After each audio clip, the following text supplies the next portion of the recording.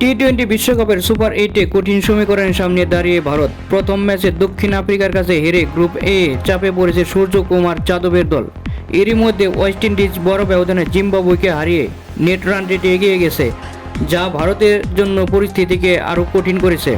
গ্রুপে এখন এক ম্যাচে 2 পয়েন্ট নিয়ে শীর্ষে ওয়েস্ট ইন্ডিজ, সমান ম্যাচে 2 পয়েন্ট দক্ষিণ আফ্রিকার, এক ম্যাচ হার নিয়ে পয়েন্ট শূন্য ভারত তৃতীয় স্থানে, জিম্বাবুয়েও এক ম্যাচে হেরে আছে চতুর্থে। সুপার 8 থেকে শীর্ষ 2 দল উঠবে সেমিফাইনালে, আর প্রতিটি দল খেলবে 3টি করে ম্যাচ।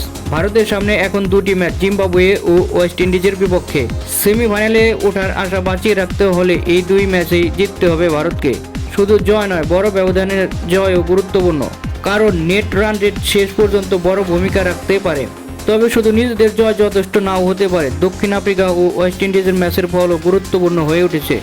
যদি দক্ষিণ আফ্রিকা তাদের বাকি ম্যাচ জেতে, তাহলে ভারতের জন্য পথ কিছুটা সহজ হবে।